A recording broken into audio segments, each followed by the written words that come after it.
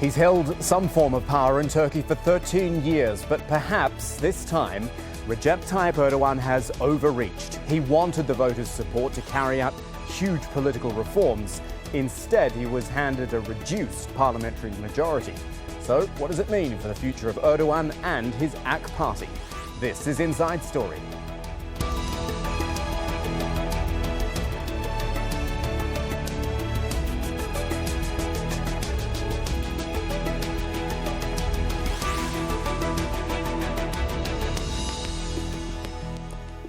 Hello everyone, I'm Kamahl SantamariaGuests. So Turkey's election, it became very interesting, didn't it? The AK party, the party that's dominated Turkish politics for 13 years, actually lost its majority, sending things into a new and uncertain era. Foremost, can the AK party even form a new government? Well, it's got 45 days to try, but already a coalition looks unlikely because all three opposition parties say they're not interested.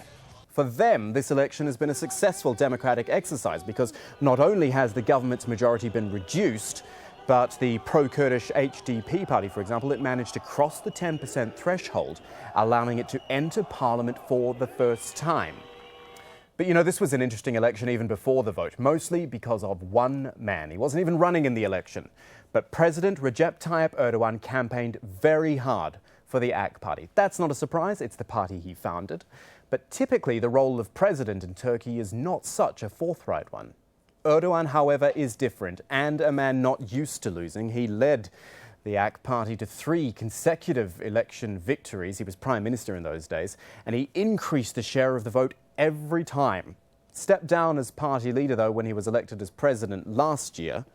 This election result will inevitably be seen as a personal rebuff of Erdogan and his ambition to turn Turkey into a country run by a presidential system. To do that, AK party would have needed a 2/3 majority. So, we have lots to talk about on Inside Story. I'd like to introduce our guests for today. We'll start in Ankara. Bilal Sambur, who's the head of the SESA Institute of Political, Social and Economic Studies. In London, Fadi Hakura, who's a specialist on Turkey at Chatham House. And here with me in Doha, Galip Dalay, who is the editor of Insight Turkey, which is a quarterly political magazine. So, gentlemen, welcome to you all. Thank you for your time. Let's go to Ankara first, seeing that's where it's all been happening. And we'll start with Bilal Sambur.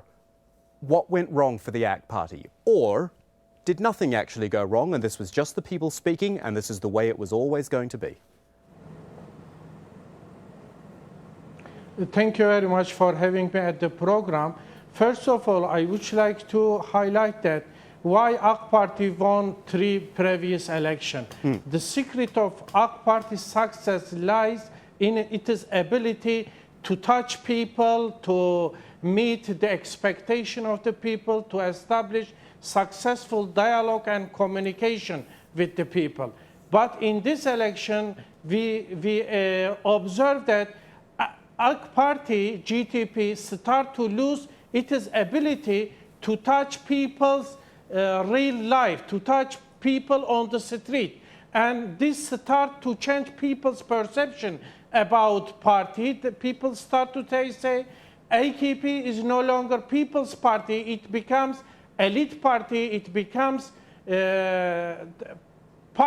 state bureaucrats party, and AK party's elites become so proud. They look at us from the top. They don't stand near to us, but they start to stay far away us. And so in your opinion, Bilal, this perception becomes as... Sorry to interrupt you. Yes. In your opinion, is this all the doing of President Erdogan? Is it his work, if you like, that has changed the AK party into a more elitist party, that you say? I think not deliberately, but somehow such change or such negative development take place within AK party. And AK party, when they entered this election, they didn't spend any effort to change themselves or reform party structure or party elites or party program. And I think people respond the status quo of AK party. It is not just reaction. It is a solid democratic response from people to the AK party. Fadi And Hakura. AK Party, unfortunately, Thanks, Bilal. I want to bring in Fadi Hakura in London to talk about some of what you've said. Fadi, Bilal said it wasn't deliberate, that this has been an evolution of the AK Party. The thing is, President Erdogan has been so high profile that the president is supposed to be a more neutral character in Turkey, and that is something which President Erdogan has decided not to do. President Erdogan, when he was more popular in previous elections, always was laser focused on the economy. And it was the economy that brought Erdogan to power in 2002, 2003. And it's now the economy, the sluggish state of the Turkish economy, that's now leading to a reduction in his erosion in his popularity. If you look, I think the key issue in this campaign, in this election, was the state of the Turkish economy. If you look, if pre-election surveys identified the economy as the key concern of voters, and in fact, if you look at also one of the negatives towards the hostility towards the AKP among major segments of the Turkish population, it was about the economy. And one statistic would give that picture clearly. There was a reliable pre-election survey carried out by Ali Çarkoğlu, one of Turkey's leading pollsters. He found in 2013 around a quarter of Turks had a negative assessment of the economy. That jumped to around 50% by 2015. And that's really the reason, I think, why Erdogan's popularity went down. But what about the personality of the man himself? As I say, the fact that he was so forthright, that he was talking about supermajorities and the likes. I wonder if that alienated people as well.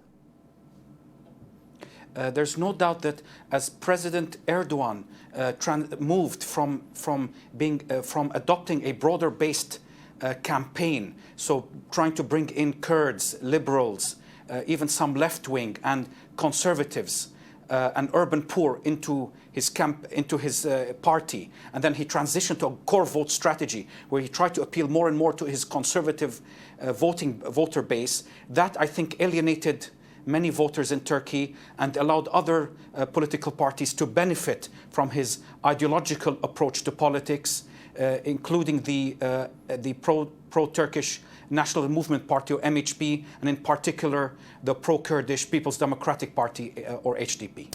Galip Dalay with me in the studio. Let's bring you in here. I'm interested by what we've heard from the two gentlemen so far, because they're very different views. We're talking about the economy, about the personality and all that.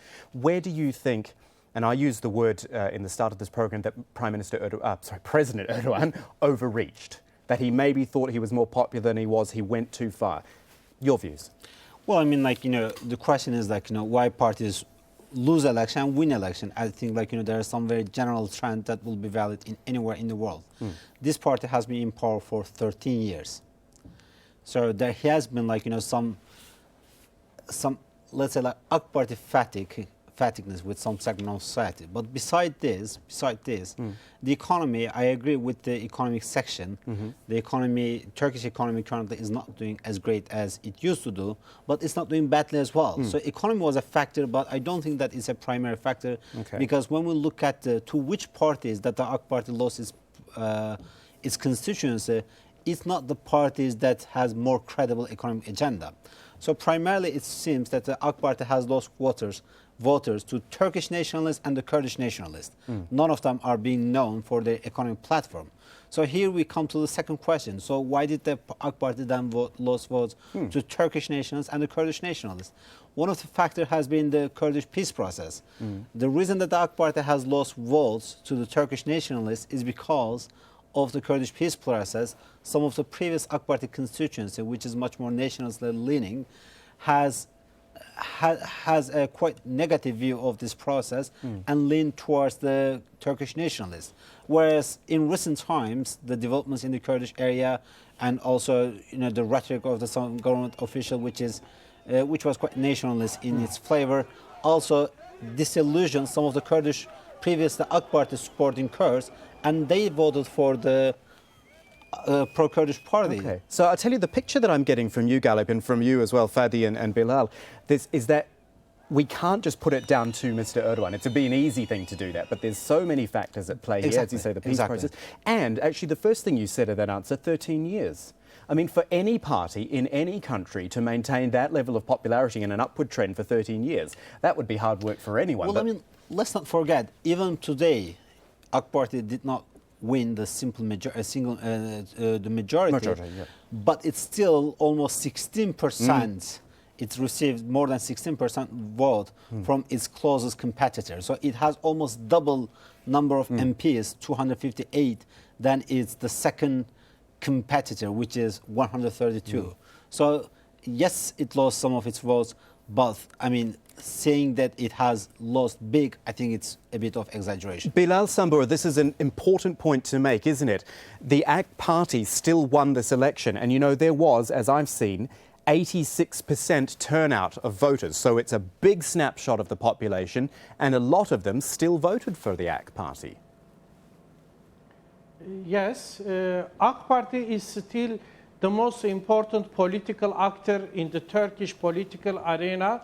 Without AK Party, there will be no politics in Turkey. I mean, AK Party is the only actor who could form a government, who could meet people's demand. I mean, AK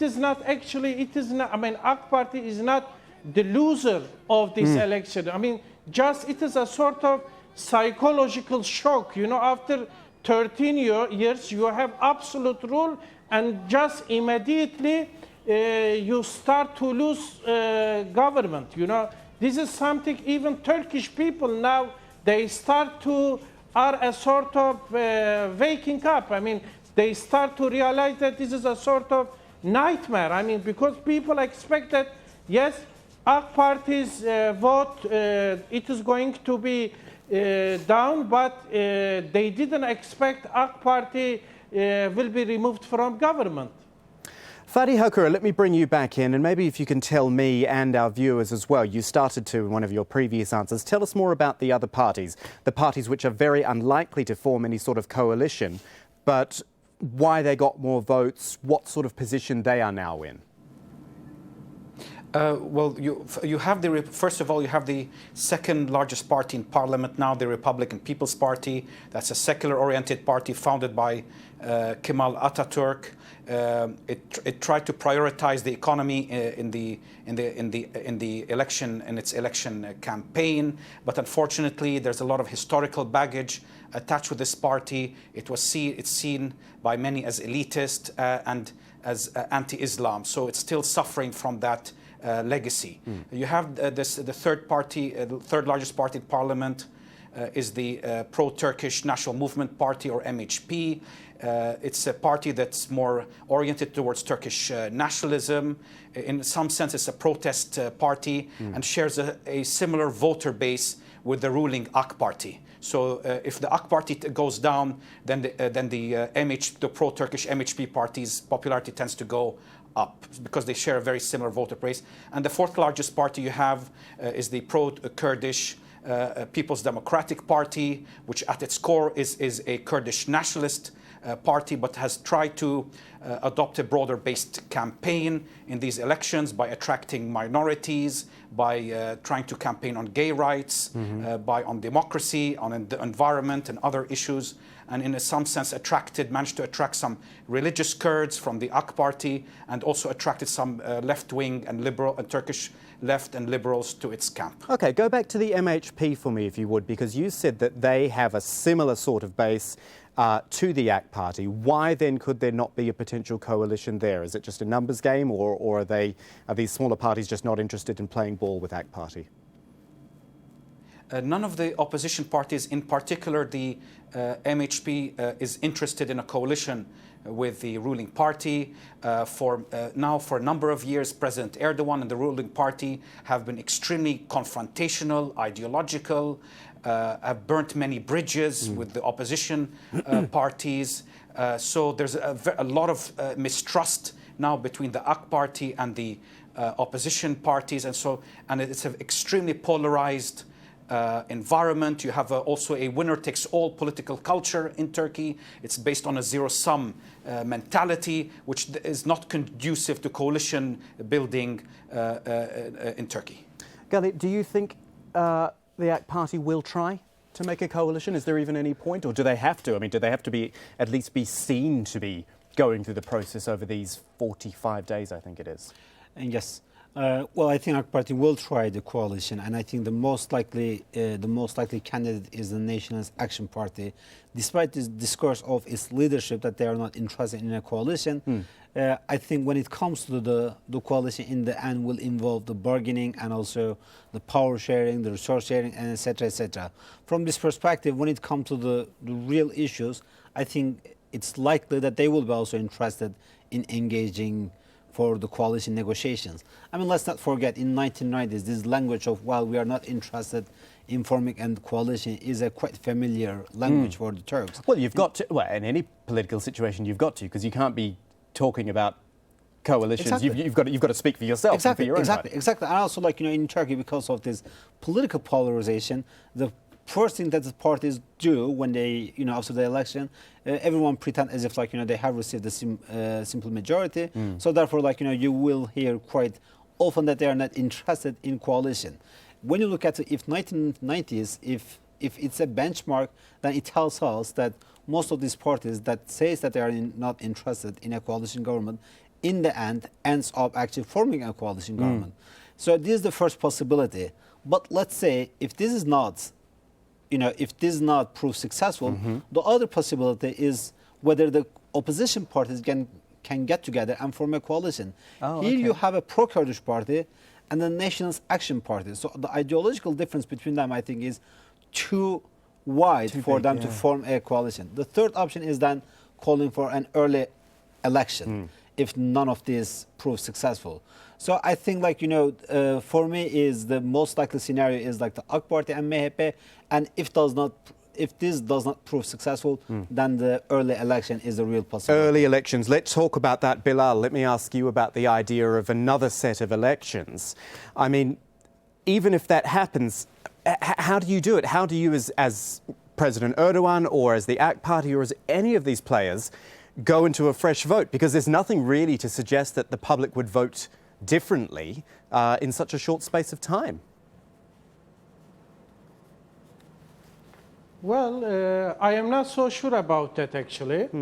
A lot of things could change within next coming months. But in my view, I don't think AK Party is going to form a coalition government because under present conditions, three opposition parties rejected to come to the government because they are not ready to form a government or to be a part of government. So this is something they find themselves in a very difficult position, and they don't want to take a risky risk by becoming a part of coalition government. Sooner or later, I think AK Party will fail to form a government, and an early election will be inevitable. But during this time, the news we received from AK Party circle, they start to reevaluate election result, and they start to think about what went wrong. I mean, where we made mistakes, and they try to learn lesson. And I think now at the present, AK Party is preparing itself for the next early election, not to forming a coalition government. Fadi, what do you think? Do you think if there were fresh elections, there would be enough time for AK Party in particular, as the major political force, to really take a good look at itself and figure out how we'll get to that majority? I think I suspect that in any early election scenario, I suspect the AK Party will try to appeal to security, to issues of security, and I don't here mean just about terrorism, etc., but I mean security, that political stability. That with AK Party you get political stability, whereas with the opposition you get instability, you get economic uncertainty, and that's not good, and that will not necessarily translate negatively to the average Turkish voter. That, I think, will be their message in the upcoming early elections. Whether that will work or not remains to be seen. I think the hostility now towards President Erdogan is so deep, so extensive, and so entrenched that I think even a message on security and stability may not fully reflect among many Turkish voters now in Turkey.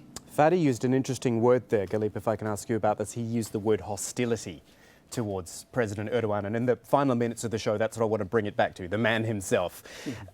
There is hostility, there's no doubt about that, and the numbers reflect that. Is his political future in the balance here, do you think, now? His personal one? Well, definitely his political future is very much related with the AK Party's electoral outcome in the end. Right now, his current position is not at stake because he has been elected and his term is going to... Yeah, how much longer has he got as president? Until 2019. So therefore, he was just elected last year. Therefore, his current position is not at stake at all. What we are talking is that will he be able to change the current presidentialism into an executive one? And the answer of this election is no. But reducing the whole things that right now the hostility towards Erdogan is that great, so that therefore it counts for all the votes that the AK Party lost will be quite simplistic because around October of last year, the AK Party's polling results was showing that it was around 50%. So, and back then it was still Erdogan and it was still dominating the discourse and others. And that shows that there's something else in play, the regional context, the economic conditions, the rise of the nationalism, both on the Turkish and the Kurdish side, and etc., etc. So, yes, his political future as in terms of demanding an executive presidency is at stake, but reducing the whole things to basically the Turks voted based on enter or the pro-Erdoganism, I think will be quite simplistic. Bilal, in Ankara, is this now time for President Erdogan to let go of this idea of more presidential executive powers? The voters have said, we don't agree with your ideas. Do you think he will push forward with it, or should he have learned a lesson here? I think this is one of the reasons why people react to this idea, to AK Party in this election, because people didn't internalize the idea of the presidential system. Even AK Party support voters, they didn't understand what this system means. And there was a big worry among people, and they understood that this is a sort of single-man dictatorship. Even AK Party voters think in this way. And I think this idea, practically now, it is a dead idea. AK Party is not going to push the idea of presidential system forward, but AK Party even today start to criticize the present structure of the state, the present structure of parliamentary system. I mean, now they start to say, the people, look, we got 40% vote, but we can't form the government. This is the result of this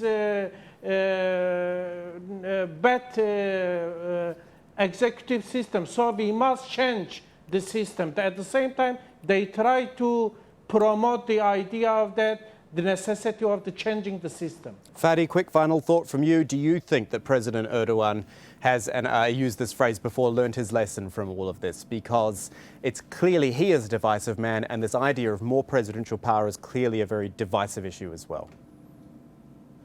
I do not foresee that President Erdogan will change his style of his confrontational style of politics. I suspect that he'll continue to be combative, that he may resort to conspiracy thinking, and I do not foresee him becoming more conciliatory anytime soon. Going to be interesting, isn't it? Let me thank our guests here. We've had Bilal Sambur from the SESA Institute of Political, Social and Economic Studies joining us from Ankara. Thank you.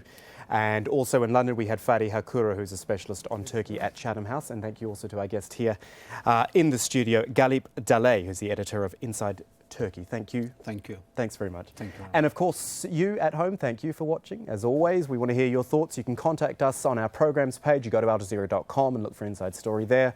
You can post your comments at facebook.com/AJ Inside Story, or you can tweet us, AJ Inside Story, at AJ Inside Story. I'm Kamahl SantamariaGuests from the whole team. Thanks for joining us. Bye-bye.